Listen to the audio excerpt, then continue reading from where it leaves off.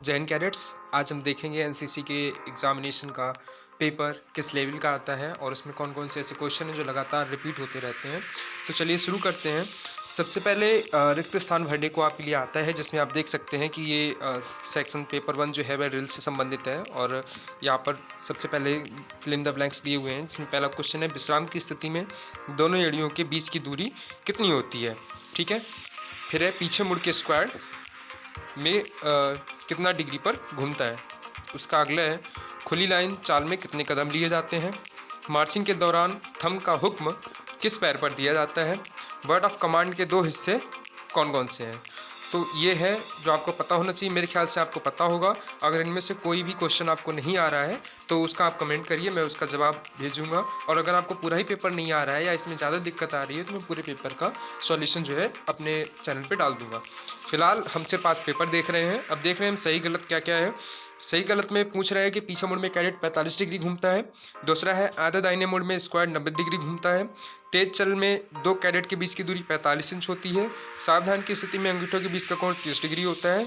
Drill हमें चलना फिरना सिखाती है। तो ये कुछ हैं जिन्हें आपने पढ़ा हुआ होगा और ये ज़्यादातर फेमस हैं, हर बार लगभग रिपीट हो रहे हैं, तो इन्हें आपको जानना चाहिए। अगला है पेपर 2। पेपर 2 जो है वेपन ट्रेनिंग से संबंधित है। इससे पहला क्वेश्चन है 7.62 mm SLR राइफल का कुत्तर कितना है। तो कुत्तर को हम बोलते हैं कैलिबर कितना है। ठीक है, तो इसमें कभी कभार हिंदी में भी आता है, कभी कभार इंग्लिश में भी आता है, तो आप दोनों में आपको पता होना चाहिए।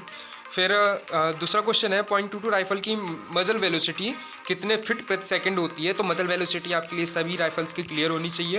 फिर .22 राइफल का वजन कितना है। अगला है 7.62 mm राइफल की मजल वेलोसिटी कितनी है। फिर है 5.56 mm इंसास राइफल की कारगर रेंज कितनी है। फिर है 5.56 mm इंसास राइफल का खाली वजन कितना होता है। 7.62 mm राइफल की मैगजीन में कितने राउंड भरे जाते हैं। फिर है .22 राइफल के बैरल में कितने ग्रुप्स होते हैं। 7.62 mm LMG में के मैगजीन में कितने राउंड भरे जाते हैं। 7.62 mm राइफल की कारगर रेंज क्या है। तो ये सारे क्वेश्चन आपको पता होना चाहिए, ज़्यादा कठिन नहीं है, एक एक लाइन के हैं। और अगर हम इन सबका सारांश निकालें तो हम देख पा रहे हैं कि इसमें पूछ क्या रहा है। इसमें पूछ रहा है कि राइफल का कुत्तर क्या है, मैगजीन क्या है, उसका वज़न क्या है, या फिर उसकी कारगर रेंज क्या है। ठीक है, मजल वेलोसिटी पूछ रहा है। छोटी मोटी चीज़ें हैं जो आपको पता होनी चाहिए और राइफल के विषय में आपको खास तौर पे जानकारी होनी चाहिए वेपन ट्रेनिंग से संबंधित। चलिए अगला देखते हैं। फिर पूछ रहे .22 राइफल की विशेषताएं। भाई हर एग्जाम में लगभग ये पूछा जाता है। .22 राइफल तो आपको एकदम बिल्कुल रटी होनी चाहिए। ठीक है, फिर अगला क्वेश्चन है .22 राइफल .22 डिलक्स राइफल में क्या अंतर है। उसका अंतर लिखना है। 2 प्रकार की होती है, दोनों के यहाँ पे नाम लिखा है, उसमें अंतर बताना है आपको। तो 2 सेक्शन बनाना दोनों तरफ, उसका लिखना है। चलिए आगे चलते हैं। एक इन्फेंट्री बटालियन की राइफल कंपनी में कौन से हथियार होते हैं। तो आपको पता होना चाहिए कि जो इन्फेंट्री बटालियन होती है उसकी जो राइफल कंपनी होती है उसमें कितने प्रकार के हथियार होते हैं। ठीक, तो आपको ये भी पता होना चाहिए। 7वां क्वेश्चन है ये, निम्नलिखित का पूरा नाम लिखो। यानी कि फुल फॉर्म्स भी आती हैं। मेरे चैनल पर आपको ये फुल फॉर्म्स मिल जाएंगी, वीडियो भी मिल जाएंगी, और शॉर्ट वीडियो जो चल रही है नॉलेज इन शॉर्ट्स सीरीज़, उसमें भी आपको ये मिल जाएगा। तो जैसे ATGM है, MMG है, SLR है, RL है, LMG है, तो इनका आपको फुल फॉर्म पता होना चाहिए। तीसरा जो यूनिट है, तीसरा पेपर है, वो आपका मिसलिनियस है, यानी कि इसमें NCC से संबंधित बेसिक नॉलेज है। जैसे NCC के उद्देश्य क्या है। तो चूंकि आप NCC कर रहे हैं, आप NCC कैडेट हैं, तो आपको पता होना चाहिए कि NCC के उद्देश्य क्या होते हैं। फिर है नेशनल इंटीग्रेशन एंड अवेयरनेस से संबंधित कुछ क्वेश्चन इसमें दिए गए हैं, तो ये आपको पता होना चाहिए। नेशनल इंटीग्रेशन एक बहुत ही महत्वपूर्ण टॉपिक है, राष्ट्रीय एकीकरण। चूंकि इसमें 30 नंबर का पूछ रहा है तो आपको पता होना चाहिए, बहुत अच्छे से आपको इसकी जानकारी होनी चाहिए कि नेशनल इंटीग्रेशन में कौन कौन से कारक जो है सहायता करते हैं, कौन कौन से कारक उसमें बाधा डालते हैं, नेशनल इंटीग्रेशन क्यों आवश्यक है। ठीक है, तो ये सारी चीज़ें आपको पता होनी चाहिए। सबसे पहले देख रहे हैं इसमें सही गलत दे रखा है, और इसमें आपको पता होना चाहिए कि हमारे देश में कौन सी चीज़ कहाँ पे है। जैसे लाल किला आगरा में स्थित है, सही है तो सही, गलत है तो गलत। आपको सिर्फ सही और गलत का निशान इसमें लगाना है। फिर सिख धर्म का पवित्र ग्रंथ गुरु ग्रंथ साहिब है। भारत की आज़ादी की लड़ाई 1962 में हुई थी। कारगिल युद्ध 1999 में हुआ था। राष्ट्रगीत वंदे मातरम सुभाष चंद्र बोस ने लिखा था। राजस्थान की राजधानी जयपुर है। धर्म एवं जाति राष्ट्रीय एकता को प्रभावित करते हैं। जैन धर्म की स्थापना महावीर ने की थी। ठीक है, EVSB इन्होंने हिंदी में डाल रखा है, आप इसे इंग्लिश में लिखना चाहते हो तो इंग्लिश में लिख सकते हो EVSB। कैंप कैरिटोक में राष्ट्रीय एकता की भावना पैदा करता है। नेपाल भारत का पड़ोसी देश है। तो इसमें अगर हम इसका भी सारांश निकालें तो हम देख पा रहे हैं कि इसमें भारत की प्रसिद्ध चीज़ों के विषय में, जो प्रसिद्ध स्मारक हैं उनके विषय में पूछा गया है। भारत के राज्यों के विषय में पूछा गया, अर्थात उनकी राजधानियाँ भी पूछी जा सकती हैं। साथ ही साथ भारत के पड़ोसी देशों के बारे में पूछा गया है और हमारे जो राष्ट्रीय प्रतीक हैं उनके विषय में छोटी सी नॉलेज इसमें पूछी गई है। साथ ही साथ भारत के जो प्रमुख युद्ध हुए हैं, ठीक है, अन्य देशों के साथ या आज़ादी के समय जो हमने युद्ध लड़े हैं वो भी पूछे जा रहे हैं। भारत के प्रमुख धर्म जैसे कि जैन धर्म है, बौद्ध धर्म है, तो इन्हें आपको पता होना चाहिए। आगे हम शुरू करते हैं। अगला क्वेश्चन है हमारा राजधानी लिखने को। देखो मैंने भी ऊपर बताया ना, राजधानी के लिए पूछा जा सकता है, तो इसमें राजधानी बतानी है आप लोगों को। बस सिर्फ इसके आगे हल्का सा टिक लगा करके आप अपनी जो है मतलब डैश का टिक लगा करके आगे आप अपना राजधानी लिख सकते हैं। तो जैसे अरुणाचल प्रदेश की राजधानी, ठीक है, बिहार की, गुजरात की, गोवा की, मध्य प्रदेश की, तो आप इन सबका इनके सामने लिख सकते हैं, आपको पता होगा। भारत के किन्हीं 5 धर्मों के नाम लिखो। तो भारत के जो भी 5 धर्म आपको ध्यान में आ रहे हैं वो लिखो। जैसी बात है, हमारी कम्युनिटी में ज़्यादातर कौन कौन से हैं? हिंदू है, मुस्लिम है, ईसाई आपको पता ही है, सिख धर्म आपको पता ही है, बौद्ध और जैन अभी आपने ऊपर पढ़ा है। 5 धर्म आपको आराम से आ जाएंगे। 5 नंबर का क्वेश्चन है, अच्छे से लिख देंगे 5 नंबर, तो इसमें पाँचों एकदम सही होंगे, एक भी नंबर इसमें नहीं कटेगा, ठीक है। पॉइंट बना के लिखेंगे तो एक भी नंबर नहीं कटता है। फिर अच्छे नागरिक के 5 गुण लिखो। अच्छे नागरिक के 5 गुण मैंने बता चुका है नॉलेज इन शॉर्ट्स में भी, और वैसे भी वीडियोस की पड़ी हुई है, आप वहाँ देख सकते हैं। फिर 13 नंबर क्वेश्चन, एक अच्छे लीडर में कौन कौन से गुण होते हैं? किन्हीं 10 के नाम लिखो। तो एक अच्छे लीडर के गुण, ये तो आपको याद होने चाहिए, लगभग हर बटालियन में पढ़ाए जाते हैं और हर कॉलेज में इन्हें रटाया भी जाता है, एकदम बेहतरीन ढंग से हर बार ही पढ़ाया जाता है, ठीक है। फिर लीडर किसे कहते हैं और ये कितने प्रकार के होते हैं? नॉलेज इन शॉर्ट्स में आप देख सकते हैं, उसमें मैंने ये बता रखा है। फिर निम्नलिखित पूरा नाम लिखो। तो इसमें भी फुल फॉर्म्स पूछ रही है, जैसे डीजी की फुल फॉर्म क्या होती है, सीओ की क्या होती है, ईवीएसबी की क्या होती है, टीएससी की क्या होती है, सीएटीसी की क्या होती है। तो इनकी फुल फॉर्म आपको पता होना चाहिए। इसके साथ ही साथ आपको अपने एनसीसी का जो आपका ग्रुप हेडक्वार्टर है या फिर आपकी बटालियन है, एडीजी, उनका आपको नाम पता होना चाहिए। जैसे इसमें पूछ रखा है आपके ग्रुप कमांडर का नाम क्या है, लिखो। उसका अगला है आप किस बटालियन के छात्र, आपको अपनी बटालियन का नाम पता होना चाहिए। जैसे कि आप बरेली के हैं, 8 यूपी बटालियन गर्ल्स बटालियन के हैं, या फिर 25 यूपी बटालियन एनसीसी शाहजहाँपुर के हैं, या फिर जहाँ के भी है, तो आपको उसे इसमें भरना है। फिर आपका ग्रुप मुख्यालय कहाँ स्थित है, बरेली में है, लखनऊ में है, ठीक है, या दिल्ली में है, जहाँ भी आपका ग्रुप में मुख्यालय आपको वो लिखना है, यानी ग्रुप हेडक्वार्टर। तो आपको हिंदी में भी पता होना चाहिए ना, हेडक्वार्टर को मुख्यालय बोलते हैं, ठीक। फिर भारतीय थल सेना के सेना प्रमुख का क्या नाम है? तो गाइस ये आपको पता होना चाहिए, चूँकि आप एनसीसी कैडेट है, इसलिए आपसे अपेक्षा की जाती है कि आपको सेना के विषय में नॉलेज है। चूँकि आप एक सैनिक का जीवन जी रहे हैं, अर्ध सैनिक का जीवन जी रहे हैं, तो आपको ये पता होना चाहिए कि हमारी थल सेना का अध्यक्ष कौन है, नौसेना का अध्यक्ष कौन है, वायुसेना का अध्यक्ष कौन है, ठीक है। इसके वजह से पता नहीं। फिर देखो मैंने बताया ना, डीजी भी पूछ सकते हैं, लिखा है अगला क्वेश्चन, एनसीसी के महानिदेशक का नाम लिखो। महानिदेशक को इंग्लिश में डायरेक्टर जनरल कहते हैं, शॉर्ट फॉर्म में उसे डीजी कहते हैं, तो उसका नाम आपको यहाँ पे लिखना है जो भी है इस समय, ठीक है। सिविल अफेयर्स 20 नंबर का क्वेश्चन आ रहा है, यानी कि नागरिक से संबंधित है। तो इसमें सबसे पहले आ रहा है निम्नलिखित का पूरा नाम लिखो, फुल फॉर्म्स मोस्ट इंपॉर्टेंट है। अगर आप फुल फॉर्म्स जो है अपने अच्छे तैयार कर लेते हो तो मान के चलो कि आप 50 से 60 नंबर आराम से स्कोर कर सकते हो, क्योंकि कहीं ना कहीं उन्हीं से घुमा फिरा कर कुछ ना कुछ चीज़ पूछी जाती है, जैसे IITBP पूछ लिया उन्होंने, ठीक है। तो इसकी फुल फॉर्म आपको पता होनी चाहिए, ESC की फुल फॉर्म, DM की फुल फॉर्म। 17 नंबर क्वेश्चन बता रहा है कि आग बुझाने में प्रयोग किए जाने वाले उपकरणों के नाम लिखो। चलो ये प्रैक्टिकल सब्जेक्ट है। मान लो अभी आपके रूम के आसपास कहीं आग लग गई है, ऐसा हो ना, लेकिन सपोज करो अगर रूम के आसपास आग लग गई है, तो आप मदद करने के लिए किन किन चीज़ों को वहाँ लेकर के जाएंगे, किन चीज़ों से आप आग बुझाने का प्रयास करेंगे। सबसे पहले तो आपको ये देखना होगा कि आग किस वजह से लगी है। ऐसा ना हो बिजली के तार से लगी, आप उसमें पानी फेंक रहे हैं, साथ में आपको भी करंट लग जाए।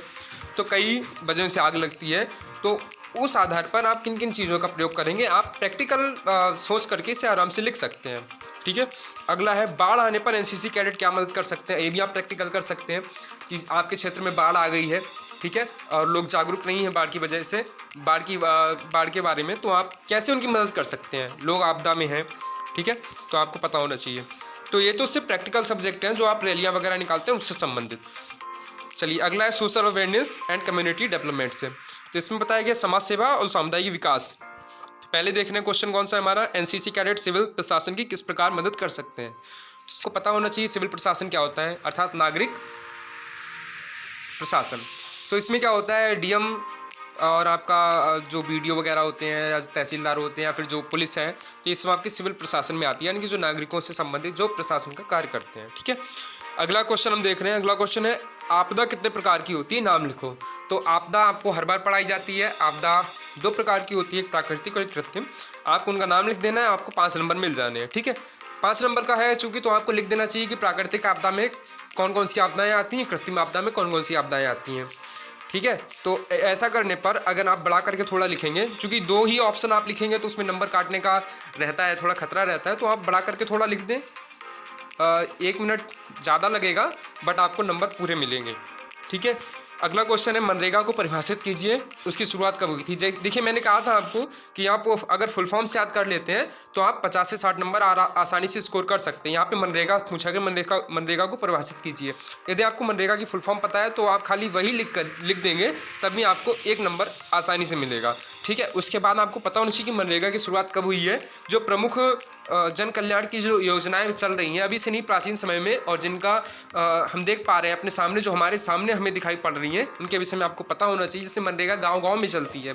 ठीक है, कहीं कच्चे रोड हैं उनको बनाया जा रहा है, कहीं नालियाँ बनाई जा रही हैं, कुछ मनरेगा वाले चकबंदी में काम कर रहे हैं, नहरें खोदी जा रही हैं, नहरों की सफाई हो रही है, तो ये हमारे सामने चल रही है। यानी कि जो भूतल पे ये योजनाएं उतरी हुई हैं और काफ़ी पुरानी है जन कल्याण वाली, उन्हें आपको पता होना चाहिए। तो मनरेगा तो लगभग ज़्यादातर पूछा ही जाता है, तो आपको पता होना चाहिए इसके विषय में।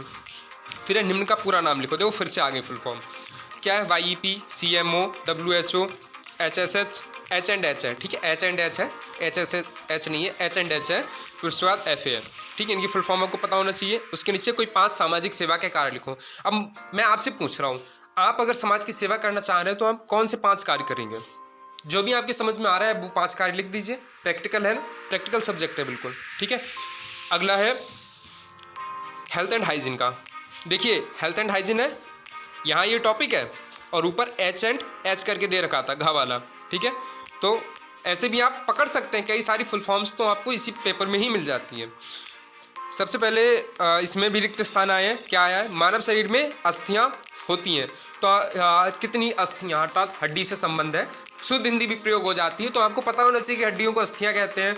जैसे कि अस्थि विसर्जन करने जाते हैं तो आप वहाँ से समझ सकते हैं कि अस्थियाँ हड्डियों को ही कहते हैं, तो पता होना चाहिए आपको। फिर कुत्ता के काटने से कौन सा रोग होता है, ये आपको पता होना चाहिए। ठीक है, और फिर रोगों के विषय में यहाँ पे ज़्यादातर जानकारी पूछी है कि बायो से संबंधित है। जो बच्चे बायो पढ़ रखे हैं उन्हें कोई दिक्कत नहीं है, जो बच्चे बायो नहीं पढ़े हैं वो इतना पढ़ सकते हैं। और वैसे भी ये सारे आपकी NCC हैंडबुक में ही है, जब बाहर से इसे पढ़ने की ज़रूरत नहीं है ये रोग वगैरह। तो जैसे जल जनित बीमारी, यानी दूषित जल से कौन से रोग होते हैं। ठीक है, दूषित जल से कौन से होते हैं, मच्छर के काटने से कौन से होते हैं, या दूषित भोजन से कौन से होते हैं। ठीक है, दूषित वायु से कौन से होते हैं। तो एक तरीके से यहाँ पे हम देख रहे हैं कि जलवायु परिवर्तन से या फिर जो प्रदूषण से हमें जो रोग होते हैं उनके विषय में आप जागरूक हैं या नहीं, ये एग्जामिनर जांचना चाह रहा है।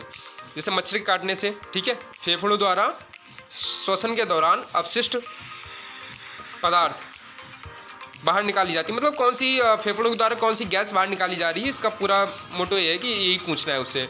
फिर मच्छर के काटने से कौन सा रोग फैलता है। अगला 25वां क्वेश्चन है, जल शोधन की 5 विधियों के नाम लिखो। तो जल को साफ करने की 5 विधियाँ, मान लो 3 से 4 विधियाँ तो आप ही अपनाते होंगे, मैं यही समझा देता हूँ। जैसे कि जल आप लिए और आपको लग रहा है कि जल अभी सही नहीं है, तो आप उसको क्या करेंगे, या तो छानेंगे। ठीक है, पतले कपड़े से छान लिया तो उसमें अगर कुछ तिनके वगैरह पड़े वो ऊपर ही रह जाएंगे। उसके बाद आप चाहे तो उसे प्यूरीफाई कर सकते हैं। ठीक है, प्यूरीफायर से। उसके बाद आप चाहे तो उसे गर्म कर सकते हैं, यानी खौला सकते हैं। जब आप खौला लेंगे तब पानी स्वच्छ हो जाएगा। उसके पश्चात आप जो है उसे, जैसे लाल दवा आती है, लाल दवा का छिड़काव करके भी आप पानी को स्वच्छ कर सकते हैं। ठीक है, और एक आसवन विधि होती है, आप उसके द्वारा भी इसे शुद्ध कर सकते हैं। तो 3 से 4 विधियाँ आप करते हैं, और 2 या 3 विधियाँ जो आपको नहीं पता है वो आपको पढ़ लेनी चाहिए। ठीक है, इतना तो आप कर ही सकते हैं। 26वां क्वेश्चन है, एक मनुष्य को स्वस्थ रहने के लिए किन किन बातों का ध्यान रखना जरूरी है। अब मान लीजिए आप हेल्दी होना चाहते हैं, हेल्दी रहना चाहते हैं, तो आप क्या करना चाहेंगे अपनी हेल्थ के लिए। ठीक है, खाना टाइम से खाएंगे, सोएंगे, या जो कुछ है, जैसे भी चलेंगे फिरेंगे, बैठेंगे उठेंगे। ठीक है, आंखों को कैसे आराम देंगे, तो जो है स्वस्थ रहने के लिए आप किन बातों का वो करते हैं, आपको सिर्फ प्रैक्टिकल इसमें लिख देना है। फिर हम मलेरिया से बचने के क्या क्या उपाय करने चाहिए। मान लीजिए मलेरिया, सबसे बेसिक चीज़, मलेरिया किससे फैलता है, मच्छर से। अब आपको ये नहीं लिखना है कि मलेरिया से कैसे बचना है, अब आप ये समझिए कि आपको मच्छर से कैसे बचना है। आप लोग रूम पे रहते हैं, आपको पता है मच्छर से कैसे बचना है। ठीक है, अगला है इन्वायरमेंट अवेयरनेस एंड कंजर्वेशन, ठीक है, पर्यावरण जागरूकता और संरक्षण। इसमें पहला क्वेश्चन है वायु प्रदूषण से फैलने वाली बीमारियों के नाम लिखो। देखो मैंने भी ऊपर मैंने बोला था वायु प्रदूषण, जल प्रदूषण, भोजन का प्रदूषण हो, तो इसके विषय में आपको पता होना चाहिए कौन कौन से रोग फैलते हैं। आगे वही क्वेश्चन। फिर है रिक्त स्थान, हमारा राष्ट्रीय पक्षी है। मैंने आपको अभी स्टार्टिंग में वीडियो के बताया था कि आपको राष्ट्रीय प्रतीक के विषय में पता होना चाहिए। आ गया वही चीज़। हमारा राष्ट्रीय जानवर कौन सा है, हमारा राष्ट्रीय गान कौन सा है, भारत के झंडे के चक्र में कितनी तीलियाँ हैं। बच्चों वाले क्वेश्चन है, आपको पता होना चाहिए, ठीक है। अगला क्वेश्चन है प्रदूषण कितने प्रकार के होते हैं, नाम लिखो। अरे भाई, हम जिन जिन चीज़ों से घिरे उन सब में तो प्रदूषण है, हम जो चीज़ों को ग्रहण करते हैं उन सब में प्रदूषण है। पानी है, हवा है, मृदा है, ठीक है, ध्वनि है, ध्वनि प्रदूषण है कि नहीं है। पो पो एकदम आवाज़ चलती रहती है, पता चल रहा है रूम में बैठे हैं पढ़ने के लिए, आसपास से वाहन इतने गुजरते हैं कि आवाज़ ही आवाज़ रहती है, प्रदूषण है, आपको पता होना चाहिए। रासायनिक प्रदूषण होता है, ठीक है, मृदा प्रदूषण होता है, तो ये प्रदूषण हो गया। अब देख रहे हैं ऑब्स्टिकल्स ट्रेनिंग, ठीक है, बाधा प्रशिक्षण। ये आपको ट्रेनिंग इसकी शायद कम ही मिल पाती है, क्योंकि ज़्यादातर टाइम जो है हमारी तैयारी में ही निकल जाता है, पढ़ाई में या फिर ड्रिल में। ये हम सिर्फ कैंप में ही करते हैं। फिर भी आपको ऑब्स्टिकल ट्रेनिंग से संबंधित जो है काफ़ी जानकारी, मतलब हल्की जानकारी इतनी होनी चाहिए कि आप उससे, आपका काम उससे चल जाए। जैसे कि उनके नाम आपको पता होना चाहिए, उनके बीच में कितनी दूरी होती है, तो ये सारी चीज़ें आपको पता होनी चाहिए। नहीं पता है तो इसकी वीडियो पढ़िए चैनल पे, आप वहाँ से देख सकते हैं। पहला एनसीसी कैडेट द्वारा किए जाने वाले 5 बाधाओं के नाम लिखो, तो 5 बाधाएं आपको इसमें लिख देनी है। फिर एनसीसी कैडेट के द्वारा की जाने वाली किन्हीं 5 साहसिक गतिविधियों का नाम लिखो। ये आपकी हैंडबुक में आसानी से मिल जाएगा, आप वहाँ से पढ़ सकते हैं, वीडियो ना देखना चाहें तो, ठीक है। फिर एनसीसी कैडेट्स को साहसिक प्रशिक्षण से क्या क्या लाभ है, तो ये भी आपको पता होना चाहिए। फिर उससे अगला क्वेश्चन है भारतीय सेनाओं का सर्वोच्च कमांडर कौन होता है और वर्तमान में इस पद पर कौन है। देखो मैंने आपको पहले बताया था कि आपको भारतीय सेना के विषय में जानकारी होनी चाहिए। यहाँ सर्वोच्च कमांडर की बात हो रही है, यहाँ पे थल सेना के अध्यक्ष की बात नहीं होगी, वायुसेना के अध्यक्ष की बात नहीं होगी, नौसेना के अध्यक्ष की बात नहीं होगी। यहाँ हो रही है तीनों सेनाओं के कमांडर की बात। सुप्रीम कमांडर राष्ट्रपति जी होते हैं, तो आपको वो लिखना है इसमें। वर्तमान में इस पद पर कौन है, उनका नाम लिखना है, जो भी हो वर्तमान में, तो ये हो गया। इससे अगला क्वेश्चन है, ये आर्म फोर्स से संबंधित सारे क्वेश्चन पूछे जा रहे हैं। अगला क्वेश्चन है कि 5 स्वतंत्रता सेनानियों के नाम लिखो, तो आपको 5 स्वतंत्रता सेनानी के नाम लिखने हैं जो अभी आपके ध्यान में आ रहे हैं, जिन्होंने स्वतंत्रता के लिए लड़ाइयाँ लड़ी हैं। अगला क्वेश्चन है भारतीय थल सेना के लेफ्टिनेंट से ब्रिगेडियर तक का रैंक लिखना है, तो आपको ये रैंक के विषय में पता होना चाहिए। अगर आप आर्मी में जाना चाह रहे हो, अगर नहीं भी जाना चाह रहे हैं, तब भी आप जो है इसे आसानी से देख सकते हैं। आप अपने कॉलेज से ही शुरू करिए, आपके ENO सर जो है लेफ्टिनेंट के होंगे, और आप अपने CO सर तक जाइए, वहाँ पे आपको मिल जाएंगे कर्नल रैंक के अधिकारी, ठीक है, लेफ्टिनेंट कर्नल, कर्नल रैंक के अधिकारी। उसके ऊपर आप जाएंगे ग्रुप हेडक्वार्टर, आपको ब्रिगेडियर आराम से मिल जाएंगे, ठीक है। अगर वहाँ तक भी नहीं मिल पा रहे हैं, पहली बात तो वहाँ तक मिल जाते हैं, और अगर और ऊपर की रैंक की बात करनी है तो आप अपने DG तक की रैंक आराम से देख सकते हैं। तो इन्हें तो याद करने में ज़्यादा दिक्कत आनी नहीं चाहिए, फिर भी आप इन्हें एक बार ज़रूर देखिए, कहीं पर लिख के रखिए। फिर अगला है आज़ादी के बाद के युद्धों के नाम लिखो। आज़ादी के बाद भारत ने कितने युद्ध लड़े हैं, उन सभी के विषय में आपको छोटी सी नॉलेज होनी चाहिए, थोड़ी नॉलेज होनी चाहिए। मैं नहीं कह रहा कि उस समय रक्षा मंत्री कौन थे, प्रधानमंत्री कौन थे, इसके विषय में हो आपको नॉलेज, लेकिन वो लड़ाइयाँ क्यों हुई, कब हुई और उनका परिणाम क्या निकला, इतना आपको पता होना चाहिए। पीरियड निम्नलिखित का पूरा नाम लिखो, यानी कि देखो फिर से फुल फॉर्म आ गई, AEC, NDA, AOC, KC, PVC, ठीक है। तो ये जो है आपके अवार्ड से संबंधित है या फिर आर्म फोर्सेस से संबंधित है, तो इन्हें आपको पता होना चाहिए।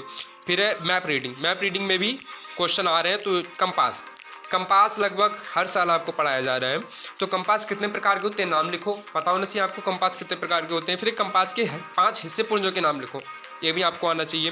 फिर है उत्तर कितने प्रकार के होते हैं, नाम लिखो, मोस्ट रिपीटेबल क्वेश्चन, आपको पता ही होगा उत्तर कितने प्रकार के होते हैं, बताने की जरूरत नहीं है, ठीक है। मानचित्र की परिभाषा लिखो, ठीक। तो ये जितने हमने मैप में पढ़े ऊपर 3-4 क्वेश्चन मेरे ख्याल से हर साल पूछे जाते हैं, और ये तो एकदम बिल्कुल रटे होते हैं, ठीक। अगला है field craft and battle craft, ठीक है। ये सेक्शन आपको ढंग से पढ़ना है, मैप रीडिंग भी और ये भी, क्योंकि ये इसका प्रैक्टिकल भी आपसे होता है, बाय लिया जाता है, मतलब आपको आज से क्वेश्चन पूछे जाते हैं, क्वेश्चन पुटअप होते हैं और आपको वहाँ पे बताना रहता है। कंपास वगैरह आपको अच्छे से आना चाहिए, इसमें कोई भी गुंजाइश नहीं है। फिर यहाँ पे आ रहे सेक्शन फॉर्मेशन कितने प्रकार की होती है, नाम लिखो, तो सेक्शन फॉर्मेशन कितने प्रकार की होती है इसके विषय में आपको बताना है, ठीक। फिर बताना है फासले का अनुमान लगाने के कितने तरीके हैं, उनका नाम लिखो। तो ये क्वेश्चन ज़्यादातर रिपीटेबल हैं, वही क्वेश्चन आते हैं और ये आपको पता होना चाहिए। चीज़ें क्यों दिखाई देती हैं, ये भी आपको आना चाहिए, चीज़ें क्यों दिखाई देती हैं। फिर है भारत के 5 पड़ोसी देशों के नाम लिखने हैं आपको। पड़ोसी देश मैंने आपको ऊपर भी बताया था, आपको बताना, मिलिट्री हिस्ट्री से संबंधित है ये, ठीक है। देखो फिर से आ गए वही सारी चीज़ें। भारत के प्रथम चीफ ऑफ आर्मी स्टाफ का नाम लिखना है आपको, जो पहली बार चीफ ऑफ आर्मी स्टाफ बने थे उनका नाम लिखना है, ठीक है। फिर है भारतीय सैन्य अकादमी कहाँ स्थित है, वो आपको बताना है। फिर है भारत और चीन की सीमा क्या कहलाती है, मतलब कुछ पर्टिकुलर नाम है। आपने LOC LAC नाम सुना है, LOC कहाँ है, LAC क्या है, ये आपको पता होना चाहिए। फिर है भारत का पहला मुगल शासक कौन था, आपको पता होना चाहिए। मुगल काल की बात हो रही है, मुस्लिम शासक की बात नहीं हो रही, इतना ध्यान रखना। स्वतंत्रता की प्रथम क्रांति सन कितने से और कहाँ से शुरू हुई थी, ये पूछ रहे हैं। क्वेश्चन समझ लिया करो पहले बढ़िया ढंग से। इसमें लिखा है स्वतंत्रता की प्रथम क्रांति सन इतने से, इतने में और कहाँ से शुरू हुई, मतलब कहाँ, कितने से और कहाँ से शुरू हुई। इसमें सन भी पूछ रहा है, स्थान भी पूछ रहा है। अगला फिर आ गया मिलान करने के लिए। मिलान में आया है एक तरफ जो है प्रमुख लोग दे रखे हैं और दूसरी तरफ उनसे संबंधित स्थान दे रखे हैं, जैसे शिवाजी, रानी लक्ष्मीबाई, दलाई लामा, महाराणा प्रताप, सरदार वल्लभ भाई पटेल, और दूसरी तरफ उनसे संबंधित स्थान दे रखा है, जैसे कि राजस्थान, गुजरात, पुणे, तिब्बत, उत्तर प्रदेश। आप जानते हैं महाराणा प्रताप राजस्थान के, सरदार वल्लभ भाई पटेल गुजरात के हैं, रानी लक्ष्मीबाई उत्तर प्रदेश से थी, झांसी से, ठीक है। शिवाजी महाराष्ट्र से थे, पुणे से, ठीक है, पुणे जो था उनकी जागीर थी। उसके बाद दलाई लामा बसते हैं। अगर आपको नहीं भी पता है फिर भी आपको पता होना चाहिए, दलाई लामा जो है वह तिब्बत के धार्मिक गुरु हैं। वह इस समय निर्वासित हैं, भारत में अपनी निर्वासित सरकार बना करके रखे हैं। चाइना ने जब से तिब्बत को ऑक्यूपाई किया है तब से वो भारत में ही रह रहे हैं। कहाँ रह रहे हैं, हिमाचल प्रदेश के मंडी में, ठीक है, सॉरी धर्मशाला में, आपको इतना पता होना चाहिए। अगला है कारगिल युद्ध पर संक्षिप्त टिप्पणी लिखिए। कारगिल युद्ध के विषय में आपको थोड़ी जानकारी होनी चाहिए, वो भी लेटेस्ट युद्ध है, अभी जल्दी ही समाप्त हुआ है, ज़्यादा टाइम नहीं हुआ है, इसे 20-22 साल हुए हैं। और इसमें जो है हमने सबसे ज़्यादा परमवीर अपने जो है चक्र हमारे सैनिकों को प्रदान किया गया। हमने काफ़ी सैनिक इसमें खोए। क्षति थी है हमारी कि हम इतने साल आज़ाद होने के बावजूद भी हम इतने कमज़ोर रहे, ठीक है। तो आपको कारगिल युद्ध पर संक्षिप्त जानकारी होनी चाहिए। फिर अगला है कम्युनिकेशन से संबंधित। ये आपसे इस पर विशेषकर कोई ध्यान देता नहीं है, लेकिन मैं चाहूँगा कि आप इस पर ध्यान दें, क्योंकि कम्युनिकेशन में फेल नहीं होना है। यहाँ रिटर्न में तो ये है, साथ ही साथ आपका वाइवा पूछा जाता है, तो वहाँ पर भी आपको इसके विषय में पता होना चाहिए कम्युनिकेशन क्या है और ये कितने प्रकार का होता है। अगर आपने ये तैयार नहीं किया तो आपके फेल होने के चांस बढ़ जाते हैं, तो आपको ये याद होना चाहिए। अगले कंप्यूटर के 5 हिस्से पुर्जों के नाम लिखो। कम्युनिकेशन में कंप्यूटर भी शामिल आता है, तो उसके हिस्से पुर्जों के नाम आपको पता होना चाहिए, क्योंकि कंप्यूटर आजकल सबके हाथ में जो है फ़ोन है। कंप्यूटर के हिस्से पुर्जों के नाम लिखना है तो आप आराम से कर सकते हैं। आपके फ़ोन में कीबोर्ड आता है टाइपिंग के लिए, तो आप कीबोर्ड डाल दीजिए। आपके फ़ोन की इसकी स्क्रीन है तो आप उसमें मॉनिटर डाल दीजिए। CPU है, CPU डाल दीजिए। आपके फ़ोन में कैमरा है, कैमरा डाल दीजिए, ठीक है, स्पीकर डाल दीजिए। ये सब कंप्यूटर के पार्ट ही तो है, उसमें डाल देना है बस, और क्या करना है, ठीक है। वर्तमान समय में प्रचलित संचार माध्यम कौन कौन से हैं? अरे भाई आप लोगों को ये थोड़ी बताना है कौन कौन से हैं, आप सब जानते हैं, लिख सकते हैं आराम से। फ़ोन है आपका, टेलीफोन कम हो गया लेकिन फिर भी अभी बड़े लोगों के यहाँ पे है। वॉकी टॉकी का भी यूज हो रहा है, सेना में हो रहा है, इधर नहीं हो रहा है। तो और भी है संचार के माध्यम, TV हो गया आपका, ठीक है, LCD वगैरह हो गया, तो ये आप बता सकते हैं। रेडियो है, ठीक। तो ये इतने सारे क्वेश्चन थे जो हमें आज डिस्कस करने थे। और मैं फिर एक बार कह रहा हूँ कि मैंने इनका आंसर यहाँ नहीं बताया है, इसलिए नहीं बताया है क्योंकि पहले आप इसे सॉल्व करें, और अगर आप इनमें से कहीं पर भी अटक रहे हैं तब आप जो है कमेंट कर सकते हैं उस क्वेश्चन के बारे में। पर्टिकुलर उस क्वेश्चन को मैं नॉलेज शॉर्ट्स के तहत जो है सीरीज़ में शामिल कर लूँगा और मैं आपको बता दूँगा। फिलहाल फिर भी मैं कोशिश कर रहा हूँ कि पिछले वर्ष जितने भी क्वेश्चन पूछे गए थे वो सारे क्वेश्चन मैं आपके लिए अवेलेबल करा दूँ। और ध्यान रखना कि इसमें जितने भी सेक्शन आए हैं सभी सेक्शन में आपका पास होना ज़रूरी है। ये नहीं कि आप पहला सेक्शन दूसरा सेक्शन ही करते बैठे रहे। ऐसा लगभग 50% कैडेट ऐसे ही रहते हैं जो पहले या दूसरे सेक्शन में ही अटके रहते हैं, तीसरे में अटके रहते हैं। कम्युनिकेशन जैसा कि मैंने कहा कोई ध्यान नहीं देता है, सब छोड़ देते हैं। तो अगर आपने ऐसा किया और कम्युनिकेशन में आप फेल हो गए तो बस आप फेल हो।